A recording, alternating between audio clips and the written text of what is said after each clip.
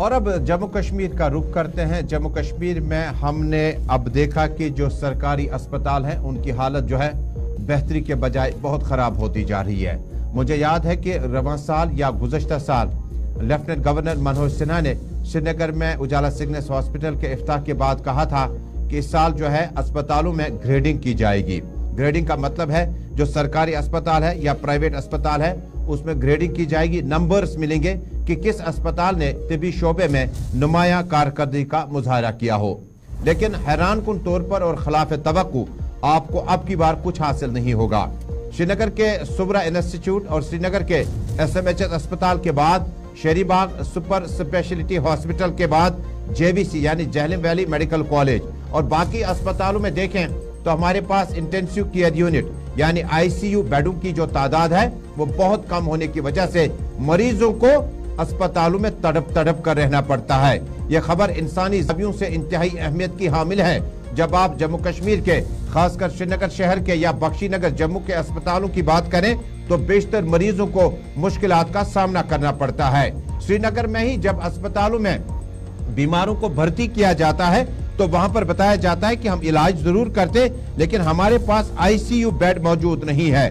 हालांकि इस गैर सरकारी अस्पतालों में कई एक अस्पतालों ने अपना सफर शुरू किया जिसमें पारस अस्पताल, Ujala Cygnus hospital, super specialty hospital, intensive care के लिए सुपर स्पेशलिटी बेड्स जो है वो लगवाने का फैसला किया गया है। लेकिन मरीजों की तादाद बढ़ रही है और ICU बेड्स न मिलने की वजह से मरीजों की हालत बहुत ज्यादा खराब हो जाती है। अगरचे SMHS अस्पताल में बेड्स की कुल तादाद 700 के करीब है और जिनमें से ICU बेड्स जो है वो उतनी तादाद में नहीं है जितनी होनी चाहिए थी। अकेले यहाँ प्राइवेट अस्पतालों में 15 से 20 ICU बेडेड वार्ड्स लगाए गए हैं जिससे कहीं ना कहीं लेकिन जो बेसिक एम्यूनिटी आपको अस्पतालों में चाहिए वो आपको नहीं मिल रही है। सरकारी अस्पतालों में ICU बेड्स को किस तरह से आप पूरी तरह से अपग्रेड करेंगे और इसमें इजाफा करेंगे ये बड़ी अहम बात है। सरम एजाज से राब्ता कायम करने की कोशिश करते हैं कि आखिर इस मसले का हल जो है वो किसके पास है। प्रिंसिपल मेडिकल कॉलेज के पास है, डायरेक्टर हेल्थ सर्विसेज कश्मीर के पास है, principal secretary health services Kashmir के जम्मू कश्मीर के पास है। लेकिन लेफ्टिनेंट गवर्नर मनोज सिन्हा ने अपने जो एडवाइजर रखे हुए हैं RR भटनागर जो हैं वो हेल्थ डिपार्टमेंट को बड़ी संजीदगी से और नजदीक से मॉनिटर करते आए हैं। लेकिन अस्पतालों की हालत ऐसी है जहां पर इन अस्पतालों में दाखिल होने के बाद आपको ICU बेड अगर मिला तो आपको ये समझ लेना चाहिए कि आपने बहुत बड़ा किला पा लिया। अगर आपको ICU बेड नहीं मिला, वेंटिलेटर नहीं मिला तो बीमार जो है वो तड़प कर मर जाएगा और उसकी हालत देखने के बाद डॉक्टरों ने कहना है कि हमारे पास ICU बेड की कमी की वजह से हम इसका इलाज और मुआवजा नहीं कर पा रहे हैं। सनम एजाज से राब्ता कायम करने की कोशिश करते हैं। अगर मेरी आवाज आप तक पहुंच रही है तो सनम मेरा पहला सवाल होगा आपसे, ये जो इंटेंसिव केयर यूनिट अस्पतालों में जो मुख्तलिफ बेड्स लगवाने चाहिए थे, हमारी कैपेसिटी जो है बख्शी गुलाम अहमद के टाइम से लेकर मौजूदा वक्त तक कोई तब्दीली नहीं आई, इसकी क्या वजूहात है? और मौजूदा वक्त में लेफ्टिनेंट गवर्नर, माजी की सरकार है, National Conference, People's Democratic Party, Congress Party, Bharatiya Janata party भी सत्ता में रही। ऐसा नहीं कि उन्हें बेल आउट किया जा सके। कौन सी बेहतरी आई और क्या मुश्किलात है मरीजों को? देखिए, बेहतरी की बात यही है कि जितना ज्यादा हो उतनी बेहतरी है, जितना अच्छा हो उतना अच्छा है। लेकिन उतना अच्छा जितना करना चाहिए था सरकारों को वो अभी तक नहीं हुआ है। अगर हम यही कह सकते हैं कि जो 30-40 साल पहले के जो अस्पताल है हमारे, जो वहाँ की पॉलिसी है इन अस्पतालों की, वो अभी तक शायद नहीं बदली है। सीधी सी बात है, अगर आपको श्रीनगर के SMHS अस्पताल या उसके साथ साथ हमारा जो सिक्किम है, 2 बड़े अस्पताल है जहाँ पे हमें इंटेंसिव केयर यूनिट्स है। श्रीनगर के JVC में भी है लेकिन उस तरह से नहीं जिस तरह से लोगों को ज्यादा नीड इन 2 अस्पतालों में पड़ गया। लेकिन इन दोनों अस्पतालों में जो बेड्स है, बेड्स की तादाद जो है उसके लिए सिर्फ इतनी है कि अगर उस बेड पे कोई पेशेंट है, अगर कोई पेशेंट आता है सीरियस हालत में जिसको इंटेंसिव केयर की यूनिटों की जरूरत होती है, तो साफ जाहिर है उसके साथी जो होते हैं, उसके घर वाले जो होते हैं, वो दुआ करते हैं कि खुदाया उस पेशेंट को या उठा ले या वहां से कुछ कर ले ताकि हम अपने पेशेंट को शिफ्ट कर दिए। इस तरह का सनम एक चीज जानना चाहूंगा, क्योंकि जो ऑफिशियल डाटा है उसमें यही जिक्र किया गया है कि जो SMHS अस्पताल श्रीनगर का एक बड़ा अस्पताल है, क्योंकि उस पर लोड भी काफी ज्यादा रहता है, सिर्फ 17 ही ICU हैं। देखिए, बिल्कुल सरकार का अगर कायदा और कानून है 1:10 रेशो रहता है। जो भी अस्पताल हो, इंटेंसिव केयर में 10 बेड जो दूसरे होते हैं उसके, यानी अगर 700 बेड अस्पताल हमारा एसएमएचएस का है तो वहां पे 70 तो कम से कम होने चाहिए इंटेंसिव केयर यूनिट के, लेकिन 17 है, 17 नॉट 70।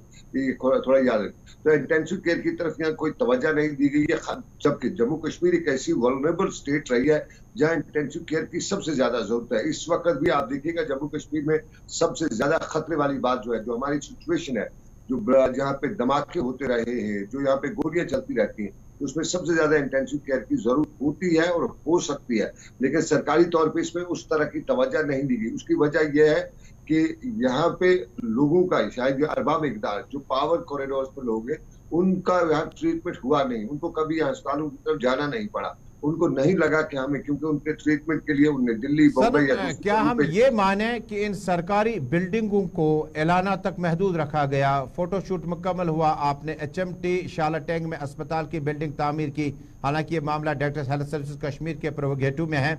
मेडिकल कॉलेज प्रिंसिपल जो श्रीनगर के उसके हदूद में जो अस्पताल आते हैं, जिसमें सदर अस्पताल भी है, बोनेट जॉइंट भी है, LD भी है और बाकी अस्पताल भी हैं, तो क्या ये जो बेसिक इंफ्रास्ट्रक्चर डेवलप करना चाहिए था? मुझे याद है कि जो गैर सरकारी अस्पताल खुले, अभी आपके गैर सरकारी अस्पतालों में ICU की जो कैपेसिटी है वो 20 से ज्यादा है, जो JBC और SMHS से ज्यादा है, लेकिन क्या इन अस्पतालों को अपग्रेड करने के लिए वेंटिलेटर्स और ये जो ICU वार्ड्स वगैरह तैयार करने थे, उसमें किसी ने आज तक गौर तक नहीं किया या सरकार की नजर तक ना पड़ी? देखिए, सरकार की नजर थी, लेकिन आपको थोड़ी एक मिसाल दे दूं। आपको याद है बर्जला अस्पताल कब जला हुआ? याद होगा आपको जी। और बर्जला अस्पताल की एक मिसाल देना चाहूंगा। और बर्जला अस्पताल कश्मीर में वाहिद ऑर्थोपेडिक अस्पताल है जहां हड्डियों का जोड़ के इलाज किया जाता है, लेकिन उसको जले हुए लगभग अब 2 साल होने के, लेकिन उसका जो काम जो है, बिल्डिंग वगैरह जो है, इंफ्रास्ट्रक्चर जो है, वो अभी भी रेस्टोर या उस पोजीशन पे वापस नहीं किया गया है। अब वो ये सीरियसनेस देखिए, हमारे जो ओहदेदार है वो हेल्थ सेक्टर की तरफ किस तरह से तब सीरियस है, कितना क्या है जो जरूरी है। ऑर्थोपेडिक कश्मीर में एक्सीडेंट्स होते हैं, पहाड़ी इलाका है, सबसे ज्यादा एक्सीडेंट्स होते हैं यहाँ पे, सबसे ज्यादा सिचुएशनल, देखिए मैं ये कहूंगा फायरिंग वगैरह, ग्रेनेड वगैरह, ये सबसे ज्यादा पूरे हिंदुस्तान में, कश्मीर में सबसे ज्यादा होती है। इसी के लिए तो यहाँ पे ये सियासत जो पूरे देश में, वो सबसे ज्यादा कश्मीर की इन्हीं चीजों पे हो रही है। लेकिन यहाँ पे उस चीज के लिए भी जो हमारा ऑर्थोपेडिक बर्जला अस्पताल है, अभी तक वो कंप्लीट नहीं हो रहा है। तो ये एक मिसाल है। उसके साथ साथ अगर हम जैसे ICU यूनिट्स की बात की, सरकारी सतह पे इसकी तरफ तवज्जो नहीं दी गई, क्योंकि ICU यूनिट्स में वही लोग जाते हैं ज्यादा क्रिटिकल की तरफ होते हैं, तो उन लोगों को जो पावर कॉरिडोर्स में उनको इस तरफ ध्यान अगर गया भी, लेकिन उन्होंने कहा कि नहीं, हम पहले थोड़ा सा बाकी मामला की तरफ तवज्जो दें, इसकी तरफ तवज्जो नहीं दे। और यही वजह है कि हमारी सरकार। बहुत बहुत शुक्रिया सनम अजाज इस सारी तफसीलात के लिए। नाज़रीन, हम बात कर रहे थे जम्मू कश्मीर में तबी अमले की और उसके बाद तैनाती की, लेकिन अब बड़ी सितम ज़रीफ़ी है कि जम्मू कश्मीर के सदर अस्पताल, सुब्रा मेडिकल इंस्टीट्यूट और जहलम वैली सिक्किम बेमना और उसके बाद शरीम बाग का सुपर स्पेशलिटी हॉस्पिटल, अब यहाँ पे आपको बेसिक इंफ्रास्ट्रक्चर में किस चीज़ की कमी है? आपके पास कैथ लैब कितने हैं?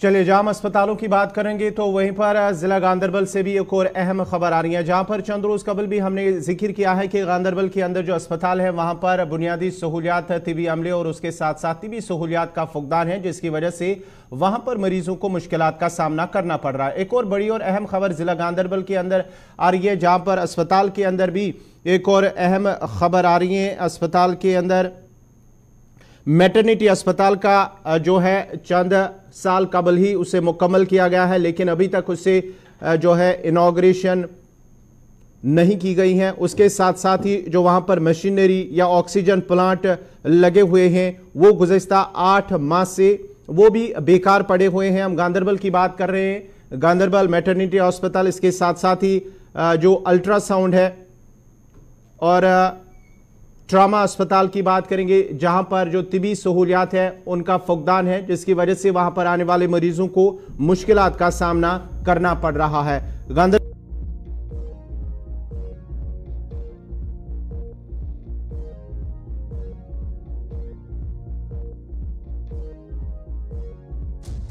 जो वहां पर मशीनरी नस्ब की गई है,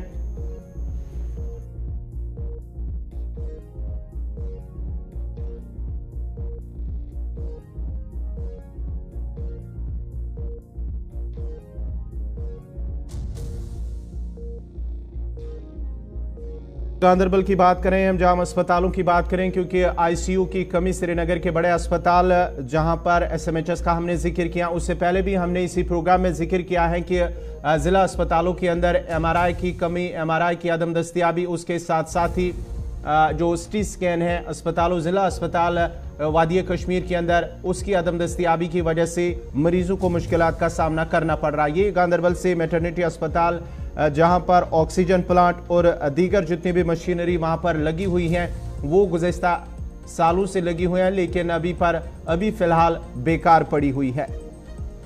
इस सिलसिले में गुलिस्तान न्यूज़ नुमाइंदा सलीम वानी ने वहां के लोगों के साथ बात की। ये आप तस्वीरों से साफ जाहिर हो रहा है कि किस तरह की हालत बनी हुई है अस्पताल के अंदर, और वहां के लोगों से जब उन्होंने बात की, उन्होंने इस हवाले से क्या कुछ कहा है, पहले वो देखते हैं, उसके बाद मजीद बात करते हैं।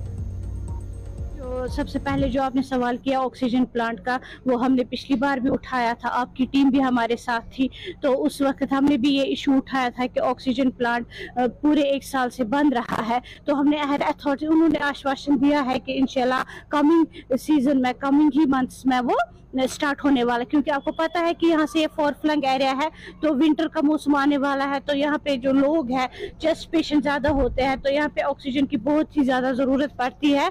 तो हमने उठाया है और मैं डायरेक्टर हेल्थ से भी रिक्वेस्ट करती हूँ कि वो इस इशू को जल्दी हल करें।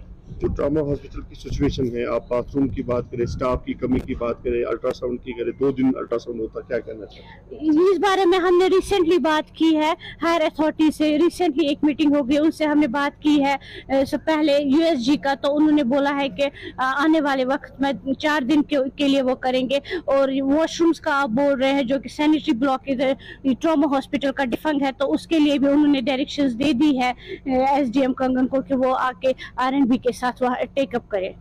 जो एक काफी समय से जो ट्रॉमा हॉस्पिटल हो या ऑक्सीजन प्लांट हो, काफी टाइम से लोग इंतजार में है कि शुरू होगा। आपको as a elected DDC person Kangan, ये नहीं लगता है कि गफलतसारी में है हेल्थ डिपार्टमेंट की, आज तक ऑक्सीजन प्लांट 7 महीने से काम नहीं करता है? एक अच्छा इनिशिएटिव लिया था गवर्नमेंट ने इस फार फ्लंग एरिया के लिए। ट्रॉमा हॉस्पिटल में 2 दिन अल्ट्रासाउंड होती है, लोग पुकार लगा रहे हैं कि अल्ट्रासाउंड हो, तो क्यों नहीं इस चीज को सॉल्व किया जाता है कि एक्शन होती है ऑन ग्राउंड?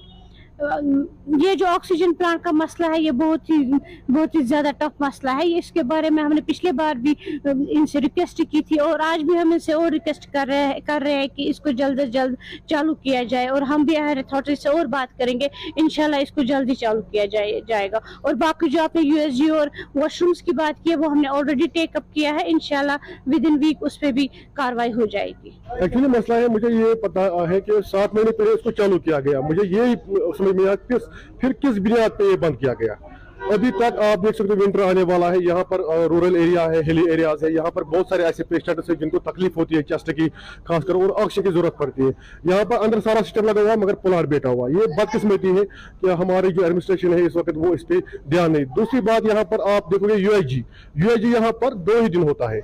अगर कोई प्रेग्नेंट लेडी होती है जिसको गवर्नमेंट ने जानकारी के लिए सीधा चलते हैं अपने नुमाइंदे गांदरबल सलीम वानी हमारे साथ इस वक्त जुड़ चुके हैं। सलीम, जरा जिस तरह से ये खबरें वहां पर आ रही हैं कि क्योंकि हमने इससे पहले भी वहां पर जो अस्पतालों के अंदर तिबी सहूलियात का फुकदान है, मरीजों को मुश्किलात का सामना करना पड़ रहा है, जिस तरह से अब मैटरनिटी अस्पताल की बात की जा रही है, कुछ मशीनें नस्ब की जा चुकी हैं लेकिन वो डिफंक्ट पड़ी है क्योंकि बेकार पड़ी हैं, और साथ ही साथ दीगर सहूलियात की कमी भी है, वहां पर लोग इसके हवाले से शिकायत करें, तो इंतजामिया और मुतलका हुकाम की जानिब से इस हवाले से क्या कुछ कहा जा रहा है? देखो गवर्नर, ये बदकिस्मती का आलम है कि जो कंगन सब डिवीजन है, यहाँ पे जो मैटरनिटी हॉस्पिटल है 100 बेडों वाला हॉस्पिटल, ये 4 साल पहले कंप्लीट हुआ है और इसमें सारी मशीनरी जो करोड़ों रुपए की मशीनें है उसमें लगाई गई है। उसके बाद आपने अभी देखा जो मेन दरवाजा है वो भी टूट के, अब इसी तरह जो हॉस्पिटल को चालू करना था 1 साल से लोग गुहार लगा रहे हैं कि गवर्नमेंट को इसको इनाग्रेट करे। जच्चा बच्चा हॉस्पिटल है, जोजिला से लेकर गांदरबल तक, यह हॉस्पिटल बड़ा इंपॉर्टेंट है, इसलिए हाईवे पे है और इतना अच्छा इनिशिएटिव लिया था गवर्नमेंट ने कि यह हॉस्पिटल बनाने के लिए, और इतनी अच्छी शानदार बिल्डिंग है, अंदर मशीनरी है, लेकिन पता नहीं कि क्या गफलत जारी है हेल्थ डिपार्टमेंट को, ये अभी हैंड ओवर टेक ओवर नहीं होता है। अब हालत ये है कि जब हमने पिछले रिपोर्ट में दिखाया था कि जो वहां पे मशीनें लगी है उसमें जंग भी लग गया है, जो उनके बाथरूम है वो भी टूट गए हैं। अब क्या होगा कि 1 साल के बाद ये होगा कि किस तरह गवर्नमेंट के पैसों को लूटना है, कि टेंडर्स निकलेंगे, दोबारा वही काम होगा, दोबारा वही बाथरूम स्ट्रीट होंगे। यही सवाल है कि ट्रामा हॉस्पिटल जब सलीम साहब, मेरा आपसे सवाल होगा, ये दूर उफ्तादा इलाका है, कंगन का इलाका है, और अब मौसमी तब्दीली के बाद ये मामला तय करना तकरीबन नामुमकिन सा है। क्या इसके माने ये हैं कि क्या किसी हाई ऑफिशियल से अभी तक इस बारे में कोई दौरा वगैरह हुआ, principal secretary, director health services का, और जो कंसर्न ऑफिसर हैं, चीफ मेडिकल ऑफिसर हैं, ब्लॉक मेडिकल ऑफिसर हैं, उनकी क्या आ रहा है? क्या वो भी चाहते हैं कि ये मामला जो है ये अपर लेवल तक पहुंचाया जाए? तजम्मुल साहब, आपने एक अच्छा सवाल किया। पिछले 2 सालों से जो बड़े बड़े दरबार हुए, हेल्थ डिपार्टमेंट के जो बड़े ऑफिशियल्स हैं, मैंने खुद राब्ता कायम किया, तो यही आश्वासन दिया गया था कि 1 महीने के बाद, 2 महीने के बाद इस हॉस्पिटल को चालू किया जाएगा। लेकिन ये आलम है कि ये जो अभी लेडी इंटरव्यू दे रही थी, ये कोई ये आम इंसान नहीं है, डीडीसी है, इलेक्टेड है, ये सिलेक्टेड नहीं है, इलेक्टेड है। ये इसने भी 3-4 बाइटें आज तक गुलिस्तान ने उसको दी। लेकिन बदकिस्मती का आलम है कि ट्रॉमा हॉस्पिटल कंगन 2 दिन अल्ट्रासाउंड होती है, क्योंकि 4 दिन फ्री है, क्योंकि आप 4 दिन को बीमार नहीं होगा, अल्ट्रासाउंड 2 दिन हो जाएगी। ये आप देखो कौन सा आलम है। उसके बाद वहां पे देखो एम्बुलेंसेज है, एम्बुलेंसेज 2 है, 3 महीने के बाद एक एम्बुलेंस और कंडम हो जाएगी। उसके बाद वहां पे जो बाथरूम्स है, आधे बाथरूम्स को बंद किया गया है क्योंकि उनकी हालत ही अबतर है। लेकिन समझ में नहीं आ रहा है कि डिस्ट्रिक्ट के जो हेल्थ डिपार्टमेंट के अफसरान है, उनके साथ जब राब्ता कायम किया, ऑक्सीजन प्लांट बड़ा एक अच्छा इनिशिएटिव था, गवर्नमेंट ने एक ऑक्सीजन प्लांट करोड़ रुपया को बनाया था, लेकिन 8-9 महीने से पूरी तरह से डिफंग है। वहां पे लास्ट टाइम मैंने लाइव मशीनरी दिखाई थी कि उनमें भी अब जंग लग गया। अब सवाल है लोग किसको बोले जब ऑफिशियल से बात करते हैं। डिस्ट्रिक्ट कल मैंने सीएमओ मैडम जो हमारी यहाँ पे है, हालांकि वो उस टाइम पता बिजी थी, फोन ही नहीं उठाया उसने, लेकिन यही कहा जाता है कि हायर ऑफिशियल से मसला उठाया है, लेकिन हायर ऑफिशियल ने ये आज तक कंगन वालों को, गांधरबल वालों को समझ में नहीं आता है। बहुत बहुत शुक्रिया इस खबर पे जुड़ने के लिए। इंतहाई अहम मसला है इंसानी जावियों के एतबार से।